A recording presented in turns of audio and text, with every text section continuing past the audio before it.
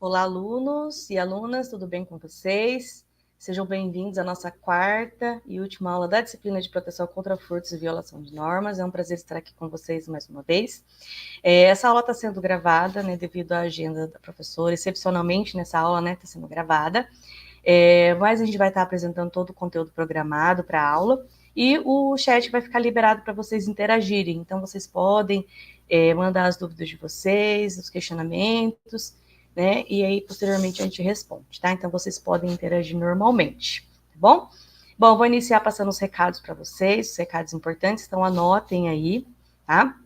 A gente está finalizando a disciplina e, com isso, as atividades também estão encerrando, tá? Então, no próximo domingo, dia 20, encerra o prazo de entrega da atividade estudo 2 e 3, tá? Então, façam a atividade com antecedência, tá? Porque são questões, cada uma tem 10 questões, então é um volume grande de atividade para vocês estarem respondendo. Então, se vocês deixarem para a última hora, pode ser que não dê tempo, aconteça algum imprevisto, tá? Então, já se organizem aí durante a semana, quem ainda não realizou, e já vai fazendo as atividades, tá? Aí, no próximo domingo, dia 27, encerra o prazo de entrega da atividade mapa, tá? Então, essa atividade também, ela é um pouco mais extensa, exige um pouquinho de atenção, vocês precisam realizar a leitura, né, do livro, assistir as aulas conceituais, então também não deixem para a última hora, tá? Porque pode acontecer imprevistos, podem surgir dúvidas, tá? E a gente precisa de tempo hábil para estar ajudando vocês, auxiliando vocês na realização dessas atividades, né, na retirada de dúvidas. Então, façam com antecedência, né, encaminhem as mensagens com antecedência para a gente conseguir auxiliar vocês, tá? A semana de conhecimentos gerais ainda está disponível, vai ficar disponível para vocês até o dia 10/11, tá? Então, é importante que vocês participem, porque a nota, né, a atividade vale nota para as 2 disciplinas do módulo e as palestras valem horas complementares. Então, não deixem de participar. Caso tenham dúvidas, também pode encaminhar mensagem através do Fale com o Mediador. E também, né, um recado importante, que é a extensão, a gente vem falando sempre para vocês sobre a extensão, que vocês precisam cumprir a carga horária de 169 horas até o final do curso, né, e para isso tem disponível lá no ambiente de extensão os projetos extensionistas, tá? Então, a gente tem diversos projetos para vocês estarem realizando, e nós gravamos alguns vídeos, né, de orientações para estar auxiliando vocês. Então, eu vou colocar aqui no chat o link, né, do site que tem disponível os vídeos. Então, daí vocês acessem esse site, confiram todos os vídeos disponíveis lá, para estar auxiliando vocês, tá? Os slides da aula estão disponíveis no material da disciplina, então façam download para vocês acompanharem. E é isso, vou chamar a professora para a gente iniciar a nossa aula de hoje. Olá, professora, tudo bem? Oi, tudo bem, prof? Tudo certo. Bom, deixo vocês com a professora para a gente iniciar o conteúdo de hoje. Boa aula para vocês. Vamos lá, então, né? Finalmente chegamos à nossa última aula da disciplina. Finalmente, mas também com o coraçãozinho apertado, porque essa turma aí foi muito especial para mim. Pessoas muito participativas, alunos muito participativos.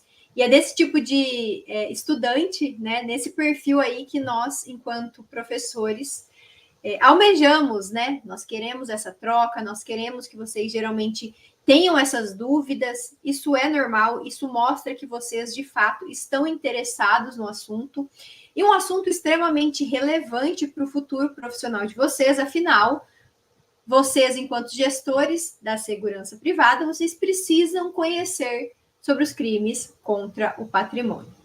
E os 2 crimes de hoje, né, são crimes que foram comentados aqui, né, principalmente o primeiro que nós vamos conversar, tá?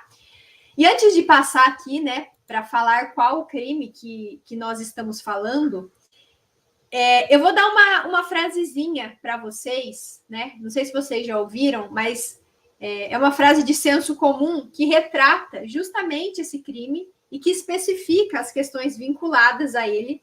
Afinal, quando nós chamamos alguém de 171, nós queremos dizer que essa pessoa é uma pessoa que pratica atos, né, com a vontade de enganar a outra, né? Quando a gente fala, essa pessoa é a maior 171 que existe, né? Esse 171 é justamente em razão do nosso crime de estelionato. Então, o crime de estelionato está tipificado no artigo 171 do Código Penal. Por isso que nós temos essa famosa frase aí, trazendo essa alusão à prática de atos, né, visando justamente uma vantagem ilícita, tá? Então, quando vocês leem o artigo 171, vocês conseguem compreender que o caput desse artigo, ou seja, essa primeira parte, né, do artigo, ela diz o seguinte: comete o crime aquele que obtém para si ou para outra pessoa vantagem ilícita em prejuízo alheio. Então, a pessoa que comete esse crime, ela obtém para ela mesma ou para uma outra pessoa uma vantagem ilícita.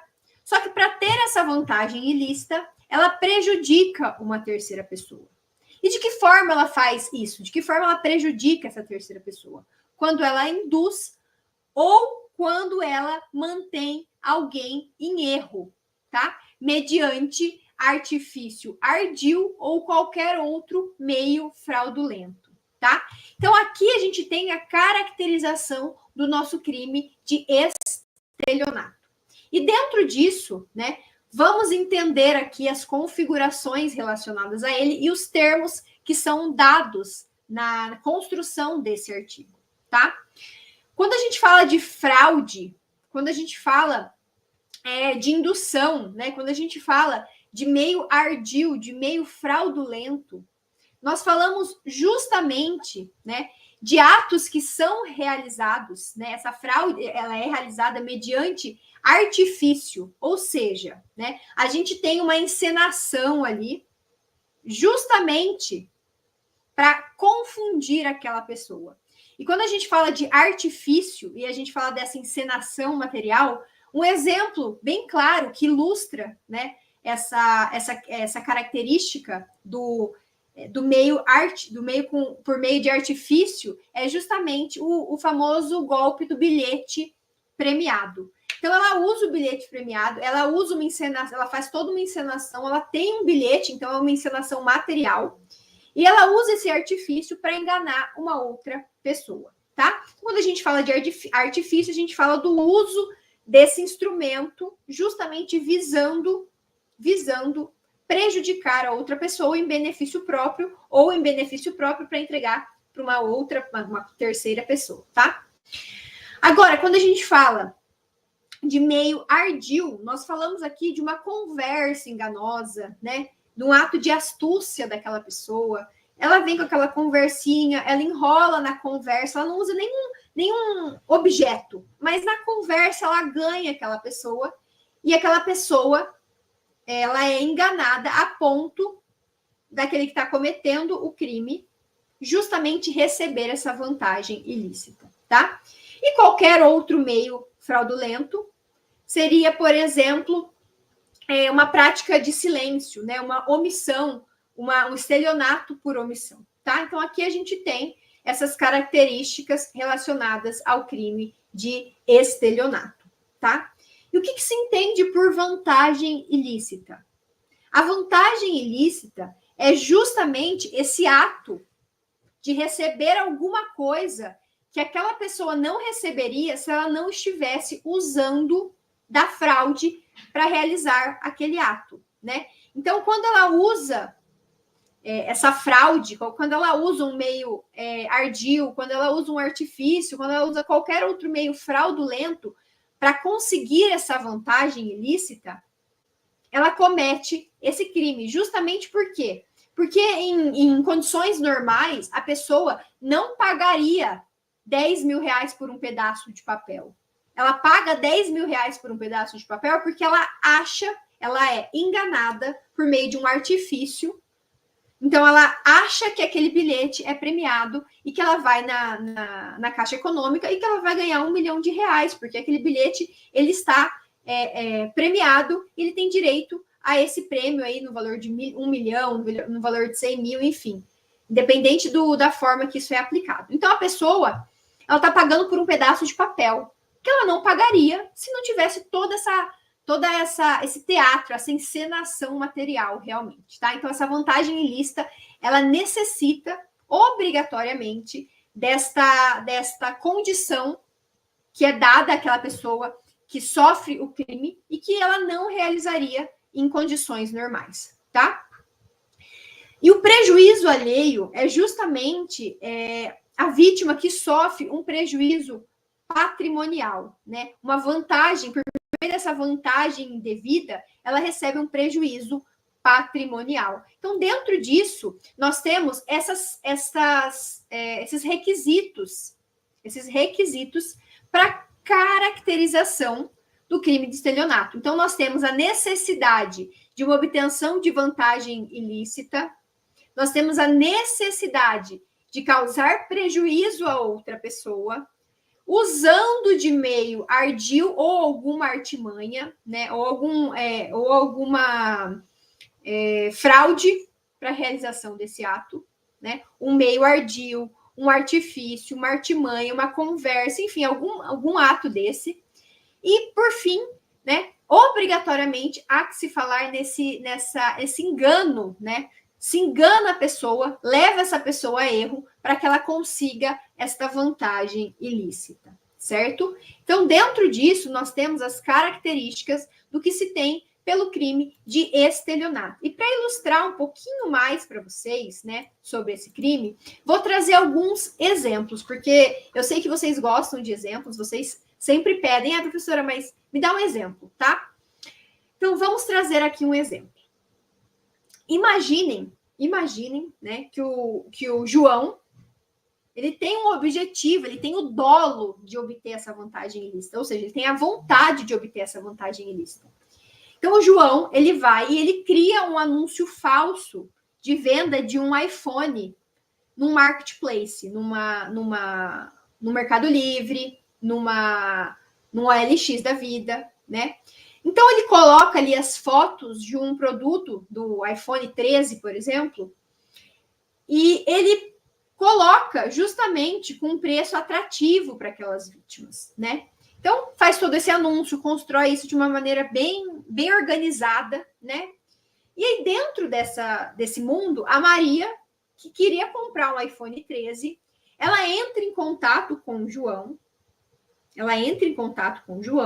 e o João a convence de fazer uma transferência bancária para ela, em que ela acredita ser o pagamento por aquele iPhone.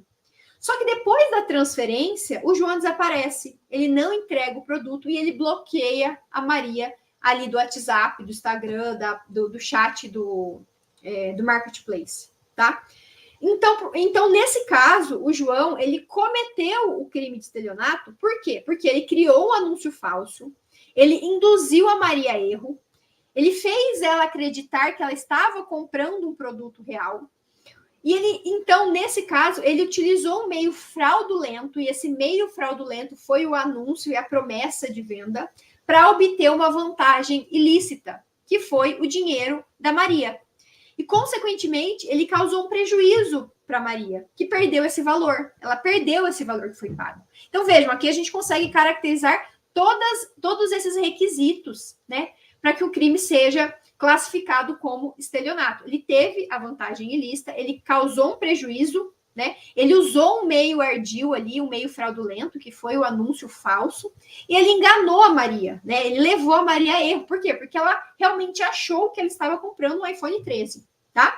Então, aqui é um exemplo claro do crime de estelionato. Outro exemplo, tá? O Pedro, ele liga ali para várias pessoas, se passando por um funcionário de um banco, né? Então, ele liga para essas pessoas, ele informa essas pessoas que teve uma tentativa de fraude no cartão de crédito dessas pessoas, né, dessas vítimas, e que, por isso, ele precisa confirmar alguns dados para resolver o problema. Isso é muito comum, né? Eu não sei vocês, mas eu tenho recebido inúmeras ligações no meu celular de possíveis compras, né, que eu preciso aprovar, que eu preciso aceitar, transações que foram feitas no banco que eu nem tenho. Então, isso tem sido um crime muito recorrente, tá? Então, o Pedro, ele vai lá, ele liga para as pessoas, ele diz que aquele cartão, né, daquela conta, foi clonado, pede dados daquelas pessoas, e com esses dados, ele obtém informações que são sigilosas, ele obtém os dados do cartão, o número do cartão, o nome do cartão, o CVV do cartão, a data de vencimento do cartão e a senha. Então, ele consegue convencer a pessoa, né, usando um meio ardil, que é essa conversa, né, enrolar a pessoa. E com esses dados em mãos, ele realiza as compras online em nome daquelas vítimas, né? Ou seja, ele obtém uma vantagem financeira enquanto aquelas vítimas foram enganadas. Então, nesse caso, o Pedro, ele cometeu o crime de estelionato. Por quê? Porque ele utilizou um artifício, né? Ele usou ali o meio ardil, a conversa enganosa, se passando por um funcionário de banco, induzindo as vítimas a fornecerem informações que são confidenciais. E ele fez isso justamente com a intenção de obter vantagens ilícitas. Ou seja, ele quis fazer isso para que ele pudesse realizar compras nos nomes das vítimas, né? Prejudicando essas vítimas, ou seja, em prejuízo alheio, certo? Então, aqui a gente tem um outro exemplo. Outro exemplo muito conhecido é a pirâmide financeira. Então, esse caso, né, o caso da pirâmide aqui, é um caso muito... hoje ele até perdeu um pouco de força, mas ele já foi, durante muito tempo, um crime muito recorrente, né, do nosso país. E ele consiste basicamente no seguinte, vamos colocar aqui que a Carla, ela cria ali um esquema de pirâmide financeira, um esquema muito bem organizado, muito bem arquitetado, e ela convence várias pessoas a investirem em uma suposta oportunidade única, uma suposta oportunidade que vai dar um alto retorno. Então, ela promete para essas pessoas lucros assim acima, muito acima do valor de mercado, lucros que são realmente exorbitantes. E ela diz que esses novos investidores, eles precisam trazer mais participantes para todo esse negócio que está sendo formado, né? Vamos chamar de negócio hoje, mas nada mais é do que um esquema, tá?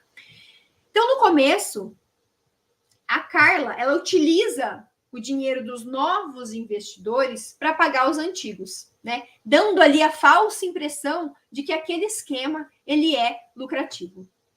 Só que ele não se sustenta. O esquema, ele vai entrar em colapso quando a gente não tem mais participantes. Por quê? Porque a gente tem novos participantes financiando os antigos, né? Justamente criando uma pirâmide. E aí as pessoas que de fato investiram, né, e que continuaram nesse esquema, elas perdem todo o dinheiro, tá? Então vejam, a Carla, ela comete o crime de estelionato porque ela engana aquelas pessoas com uma falsa promessa de lucro, né, de juros muito altos, né, de resultados muito altos, exorbitantes. Então ela utiliza um esquema fraudulento de pirâmide e ela induz todas aquelas vítimas a erro, justamente visando obter uma vantagem ilícita. Essa vantagem ilícita é o dinheiro desses investidores, né? E aí, sabendo que esse esquema ele vai se tornar insustentável, porque em algum momento ele se torna insustentável, a gente resulta no prejuízo para todos os participantes, ou seja, eles vão ficar em algum momento sem aquele dinheiro que ele investiu. Tá? Então, esses são alguns exemplos para caracterização do crime de estelionato. Tá? Vejam aqui que a ausência de um desses 4 elementos, ela descaracteriza o crime de estelionato. Então, para que ele exista, necessariamente a gente tem que ter cumulado esses 4 requisitos aí. Beleza? Bom, vamos seguindo então. Agora eu quero falar para vocês, né, de uma mudança que nós tivemos, de uma mudança legislativa que nós tivemos, feita em 2021. Então, pensem comigo. 2021 é num contexto pós-pandêmico entre aspas, né, porque a gente teve ali um prolongamento, mas o ápice da pandemia já tinha passado, certo? E essas alterações, elas foram introduzidas por uma lei, a Lei 14.155 de 2021, e elas trouxeram justamente um olhar direcionado para um aumento expressivo de fraudes eletrônicas no Brasil, né? Então, quando a gente fala do impulsionamento dessa globalização, da expansão das tecnologias digitais, dessa interação social por redes sociais, dessa circulação de dinheiro pela internet, a gente fala também em problemáticas envolvendo fraudes eletrônicas. Então, é uma análise de proporcionalidade. Com o crescente uso da internet, com o crescente uso das redes sociais, com o crescente uso de WhatsApp, com o crescente uso de meios tecnológicos, os criminosos, os autores desses crimes, eles encontraram novas ferramentas, novos meios para induzir as vítimas a erro, certo? Elas criam um ambiente extremamente propício para a prática do estelionato virtual, que a gente chama de estelionato virtual. E dentro dessas motivações, há essa prática do crime aí, tá? Então, quais foram as razões para vocês entenderem dessa alteração legislativa? A crescente das fraudes eletrônicas, né? Essa facilidade na prática de crimes digitais, porque as pessoas elas acham que a internet é uma terra sem lei, né? Elas acham que por trás de um computador elas são invencíveis. Então, essa globalização, esse avanço, das tecnologias, da comunicação, do armazenamento de dados, eles permitiram, né, que todos os criminosos eles pudessem atuar, entre muitas aspas, de forma autônoma, né? De forma, muitas vezes, transnacionais. Às vezes, as pessoas que praticam crimes no Brasil não estão nem no Brasil, né? Ou elas se utilizam ali de servidores que estão localizados fora do país, o que dificulta, consequentemente, a identificação daquelas pessoas que são responsáveis.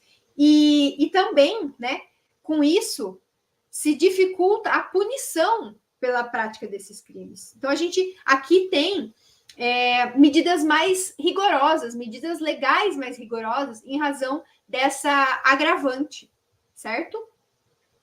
Outra questão muito importante, né? A gente teve também a prática da proteção de grupos vulneráveis, né? E a gente vai conversar já sobre isso, que é o parágrafo 4º, o estelionato contra idoso ou vulnerável.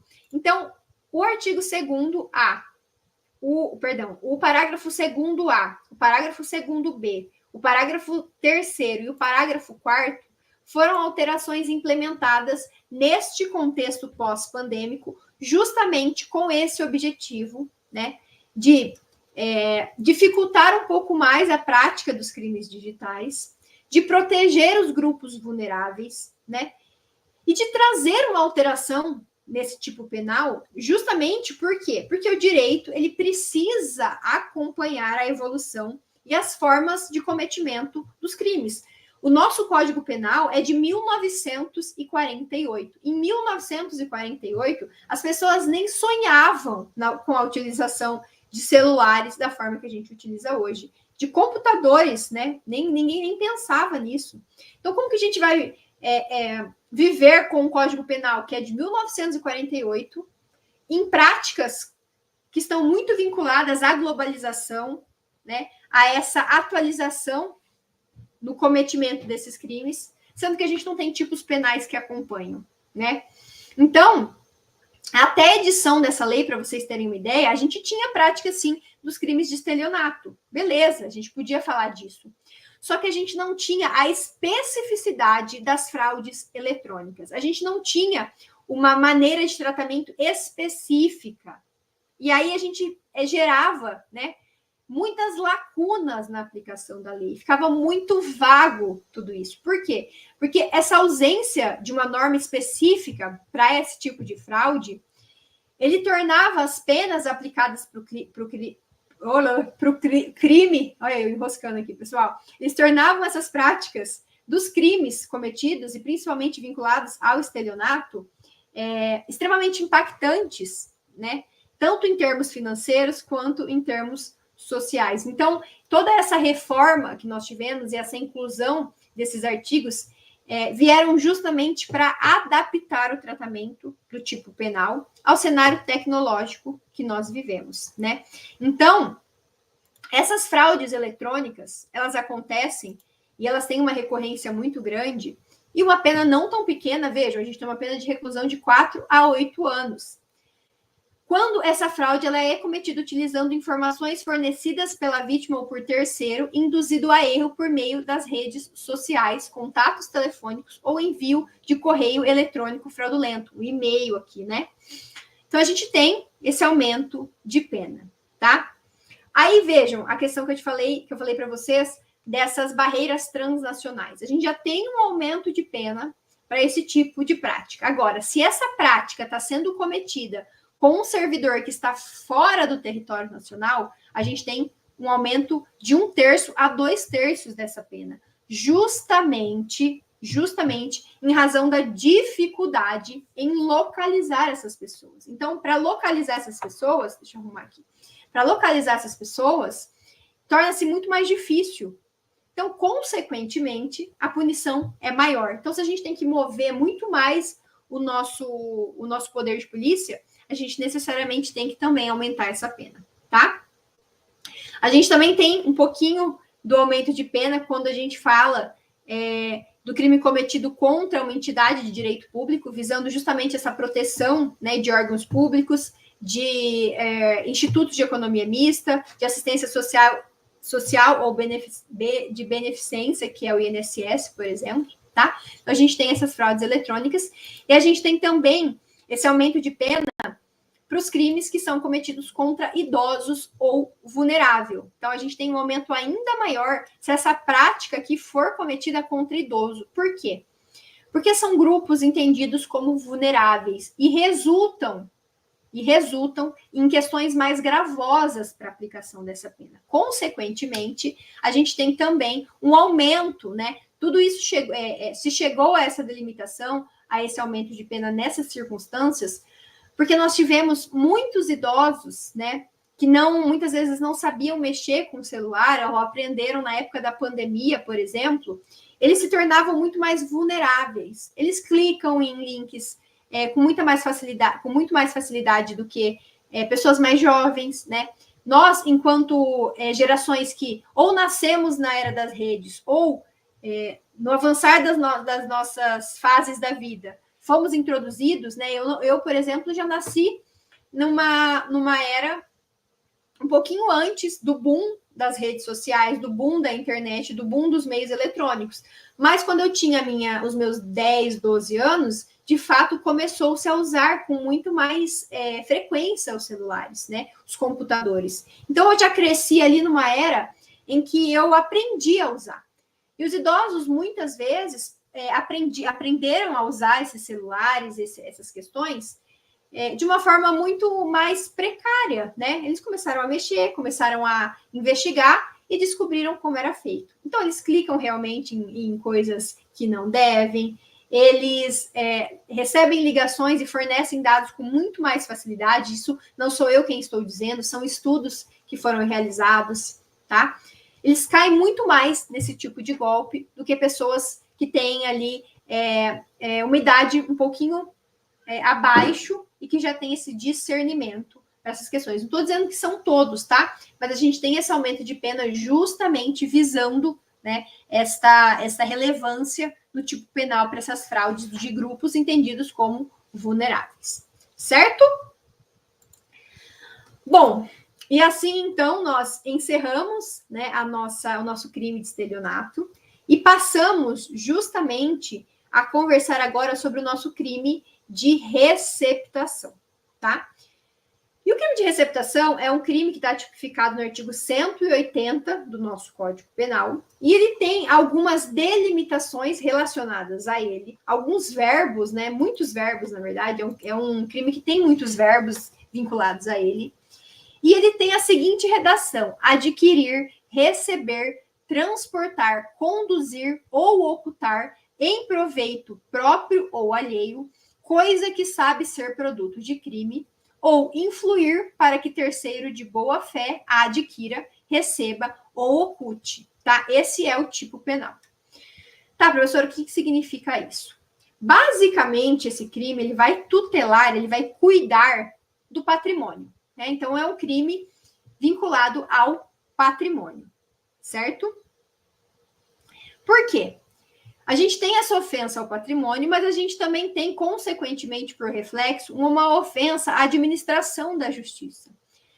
A receptação, ela dificulta a atuação da justiça. Por quê? Porque a gente tem uma apreensão aqui de bens que são oriundos, que são resultados de ações criminosas. E o que isso significa, professora?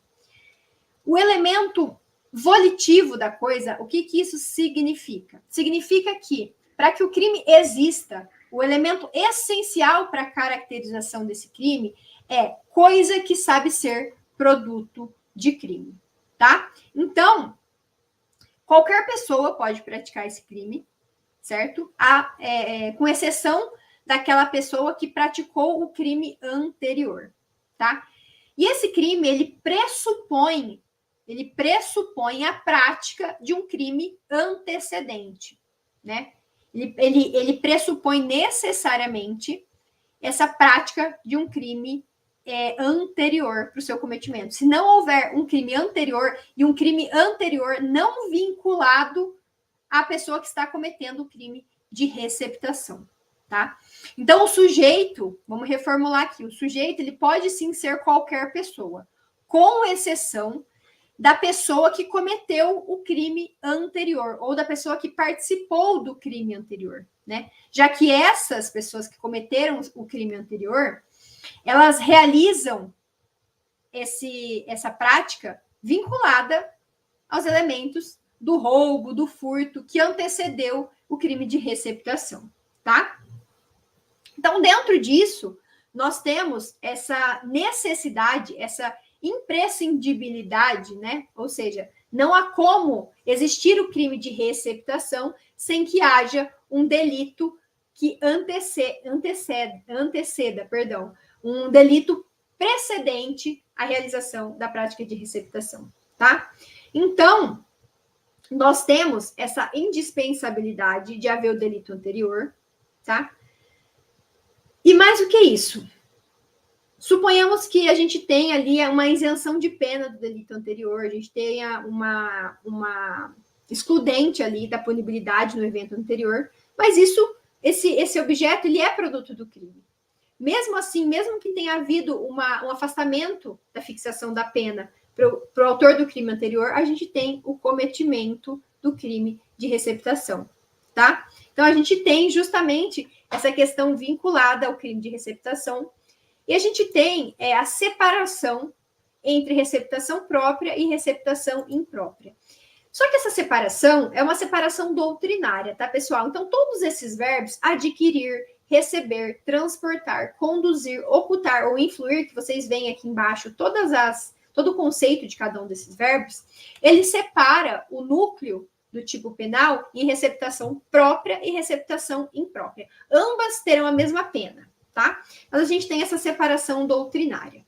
E a receptação própria, ela vai ocorrer quando o autor daquele crime, né, sabendo que aquele objeto é produto de crime, ele vai lá e ele adquire, ele recebe, ele transporta, ele conduz ou ele oculta aquela coisa, tá? Então, para configurar essa modalidade, só precisa que o autor saiba que o produto é resultado de crime, tá? Não interessa se havia um acordo anterior de que o João, ele cometeria um crime de furto e o Pedro, posteriormente, compraria a bicicleta furtada. Não. O João, ele cometeu o crime de furto, o Pedro, ele sabe que aquela bicicleta é furtada, mas ele quer aquela bicicleta. E ele vai lá e ele paga por aquela bicicleta, ou seja, ele adquire aquela bicicleta. Ele sabe que aquela bicicleta é uma bicicleta furtada, roubada. Mas ele, que o Pedro se apropriou daquela bicicleta, né, cometeu o crime de apropriação indébita, enfim. O Pedro, ele praticou algum ato. Só que o João, ele quer comprar a bicicleta. E ele vai lá e compra. Então, ele também está cometendo um crime aqui, ainda que ele não tenha participado do crime anterior. E ele não pode, na verdade, ter participado do crime anterior, porque senão a gente não caracteriza aqui o crime de receptação, tá? Então, quando ele pratica qualquer um desses verbos, adquirir, receber, transportar, conduzir ou ocultar, ele necessariamente pratica o crime de receptação própria.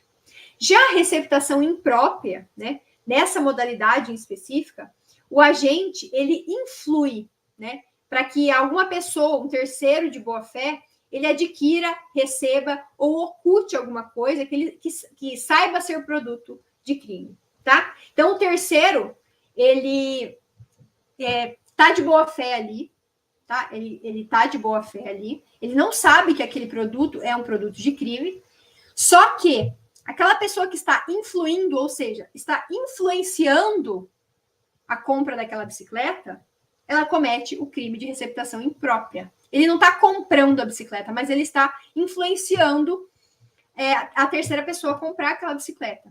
Tá? A terceira pessoa, ela não pode saber que aquela bicicleta é produto de crime, senão ela vai estar necessariamente cometendo o crime na modalidade própria. Tá? Vamos colocar um exemplo aqui. O João furta a bicicleta no centro da cidade. O Pedro, sabendo que aquela bicicleta é furtada, influencia a Maria a comprar aquela bicicleta. A Maria não sabe que aquela bicicleta é furtada, não sabe que aquela bicicleta é objeto de crime, então ela compra. Tá? A Maria não está cometendo crimes aqui. Ou ela pode vir a ser caracterizada no crime de receptação culposa. Tá? Mas aí a gente já vai falar as razões ali de configuração desse crime. Vamos supor que a Maria ela tenha pagado o valor, né, um valor de mercado por aquela bicicleta, porque de fato ela confiou no Pedro, o Pedro é amigo dela há muito tempo, só que o Pedro sabia que aquela bicicleta era produto de crime, e um produto de crime cometido pelo João no centro da cidade. Então o Pedro, ele influenciou a Maria a comprar a bicicleta e ele cometeu o crime de receptação na modalidade imprópria. Beleza? Bom, dentro disso a gente falou da receptação simples, né? Aqui a gente falou da receptação simples, o caput e tudo mais. Porém, nós temos, né, uma outra modalidade de receptação. E aqui vamos observar essa reportagem para vocês entenderem, para a gente conversar um pouquinho sobre ela, tá? 4 desmanches de carros clandestinos foram fechados em Leme, São Paulo, e outros 3 em Pirassununga, também em São Paulo. Durante uma operação realizada pelo Departamento de Trânsito e pela Polícia Civil, juntamente com a Vigilância Sanitária. Agora, prestem atenção. Ao todo, 14 estabelecimentos foram fiscalizados com o objetivo de evitar o roubo e o furto de veículos e a venda ilegal de peças. Em Conchal e Araras, nenhuma irregularidade foi registrada. E aqui a gente tem o seguinte questionamento. Quantos crimes foram mencionados nessa reportagem? Observem aqui que nós temos a menção de 3 crimes sendo cometidos. O roubo, o furto e a venda ilegal de peças. Mas, professora, existe um crime chamado venda ilegal de peças? Existe um crime chamado venda ilegal de peças? Eu digo que não existe com essas palavras, mas ele existe na modalidade de receptação qualificada, artigo 180, parágrafo 1º e 2º do nosso Código Penal. E aqui a gente tem os seguintes verbos: adquirir, receber, transportar, conduzir, ocultar, ter em depósito, desmontar, montar, remontar, vender, expor à venda ou de qualquer forma utilizar em proveito próprio ou alheio no exercício de atividade comercial, coisa que sabe ser produto de crime. Então, aqui que mora a virada de chave para a receptação qualificada. Aqui, ó, no exercício de atividade comercial ou industrial, coisa que sabe ser produto de crime. Então, aqui pressupõe a prática de uma atividade comercial, uma atividade industrial. Então, quando se comete qualquer desses verbos, né, quando se pratica qualquer desses verbos, no exercício de uma atividade comercial, há que se falar na receptação qualificada, tá? E a receptação qualificada, ela é justamente um tipo, né, que traz alguns verbos que são iguais aos verbos que a gente viu no caput, né, na receptação simples, e novos verbos, né, punindo de uma forma mais gravosa, de uma forma mais agravada, quando a receptação vai ser cometida no exercício de uma atividade comercial, de uma atividade industrial, tá? Então, aqui, a gente tem necessariamente a hipótese do que a gente chama na doutrina de crime próprio, tá? Porque só vai cometer este crime se a prática dele for no exercício de uma atividade comercial ou de uma atividade industrial, tá?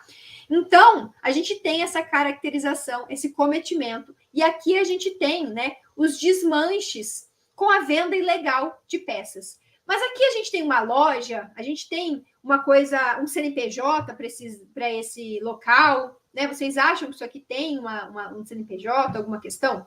Pode ser que tenha. E se for uma loja, né? Se for uma loja regularizada que faz a venda, ele vai estar cometendo o crime justamente no parágrafo 1º. Porém, nós tivemos, né, a inclusão, a equiparação dessa atividade comercial com o uso de qualquer forma de comércio irregular ou clandestino, inclusive o exercício em residência. Então, aqui, a gente teve necessariamente a inclusão desse parágrafo 2º para equiparar, para igualar essas práticas de vendas ilegais, né, de comércio ilegal, ao cometimento do crime de receptação qualificada. Porque antes disso, a gente tinha uma lacuna, né? Quando a gente falava de desmanches, por exemplo, havia muitos advogados que conseguiam desconstituir ali, porque, de fato, aquele desmanche não era uma atividade comercial, né? Mas hoje, essa venda ilegal, naquelas circunstâncias de desmanches de carros, são, sim, causas de aumento de qualificação desta pena. Beleza? E aqui a gente tem justamente os verbos que estão além do que a gente tem no caput. Ter em depósito, desmontar, montar, remontar, vender, expor à venda, utilizar. Depois vocês dão uma olhadinha, vocês têm isso no livro também. Os slides estão disponibilizados e vocês conseguem entender o que é cada um desses conceitos. Tá bom? Deixa eu passar aqui, a gente já está caminhando para o final da nossa aula. Agora vamos falar da receptação culposa, porque eu sei que vocês ficaram com essa dúvida. Nossa, professora, mas e se eu não souber que esse produto é um produto de crime? Eu estou cometendo um crime também? Gente, a resposta é sim, ao mesmo tempo que ela depende, tá? Porque aqui na receptação culposa, a gente fala justamente dessa prática, né, em que há a compra, né, adquirir ou receber. Então, são só esses dois verbos na receptação culposa. Produto que saiba ser, objeto que saiba ser produto de crime. Nesse caso, tá, para que esse crime exista, a pessoa que compra alguma coisa, ela tem que comprar aquela coisa em condições suspeitas, né? Muitas vezes ali com preço muito abaixo do valor de mercado. Então, aqui nesse momento, há presunção de que a pessoa que adquire esse bem, de que adquire aquele bem que é um objeto de crime, ele tem que desconfiar daquele bem, né? Ele tem que desconfiar que aquele produto tem algum problema, que ele pode ser originário de uma atividade ilícita, tá?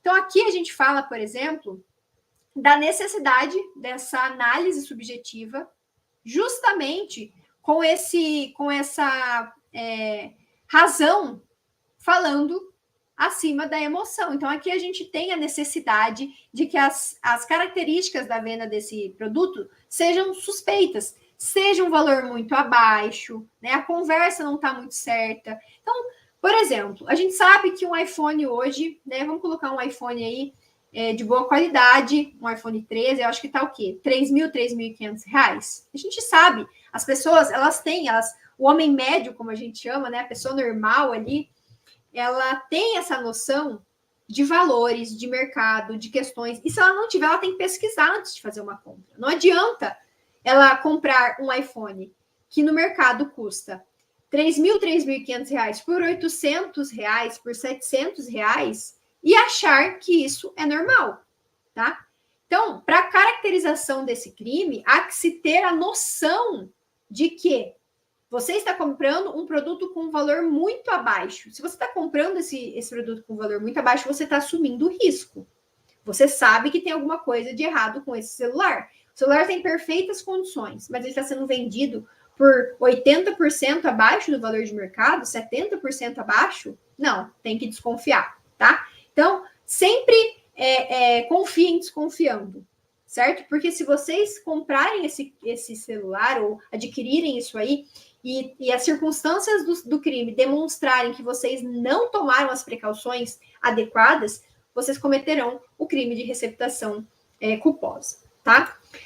Então, vejam, aqui a gente tem as características. Não observou o dever de cuidado, né? Por sua natureza, pela desproporção entre o valor e o preço, ou pela condição de quem oferece, né? O produto que sabe ser originário de alguma ilicitude, de algum crime, tá? Então, essas são as características relacionadas ao crime de receptação culposa. Esse crime, ele possibilita o que a gente chama de perdão judicial. Então, quando nós temos ali no parágrafo 3º a seguinte redação, na hipótese do parágrafo 3º, se o criminoso é primário,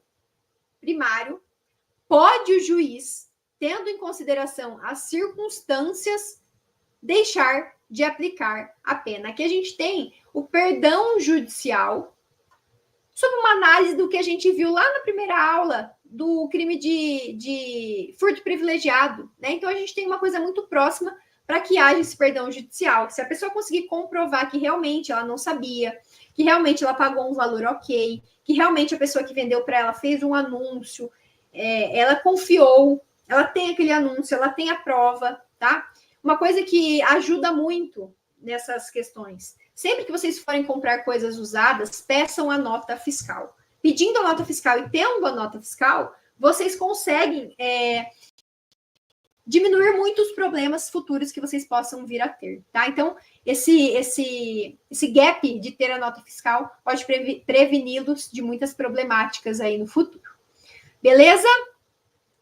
Mas nós temos também, né, uma condição de receptação agravada, né? E essa receptação agravada é justamente quando se tem, né, esse adquirir, receber, essa prática sendo feita por objetos que foram furtados, roubados, apropriação indébita, peculato, algum crime envolvendo a administração pública e bens da administração pública. Então, a gente fala de peculato, por quê? Porque é a apropriação de bem público por um servidor público, né? Então, se a pessoa se apropriou daquele bem na condição de servidor público e depois ela vende aquele produto, a pessoa que comprou aquele produto vai estar cometendo um crime de receptação de forma agravada. Por quê? Porque quando o objeto é um objeto que é patrimônio da União, do Estado, do Distrito Federal, dos municípios, isso torna-se ainda mais agravado. Não só isso, né? Autarquia, fundação pública, empresa pública, sociedade de economia mista. Então, a gente agrava também nesse sentido, tá bom?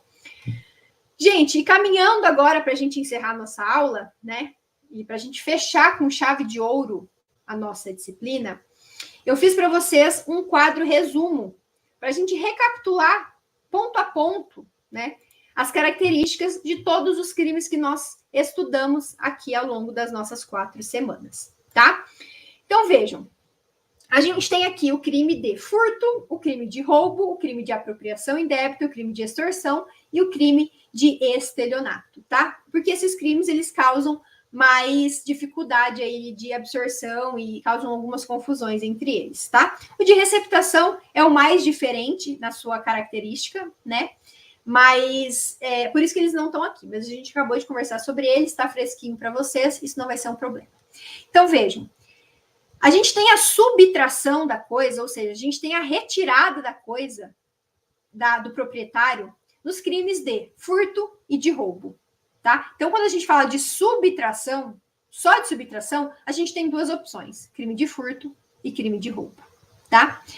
Agora, quando nós falamos de entrega voluntária do bem, a gente fala do crime de apropriação indébita, de extorsão ou de estelionato. A gente tem aqui na entrega voluntária o ato, né, a participação efetiva da vítima.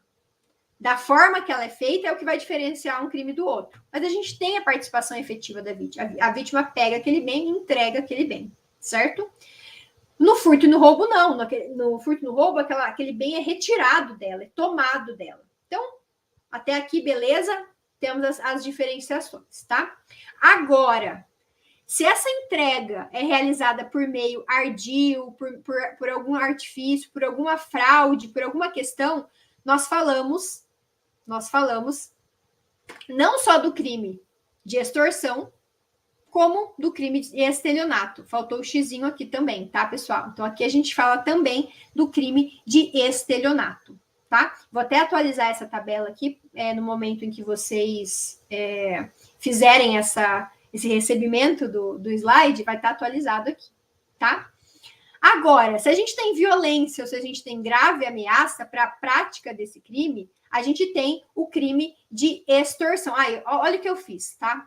Vamos lá, vamos recapitular. Eu inverti, tá, pessoal? O X do entrega por meio ardil é no estelionato.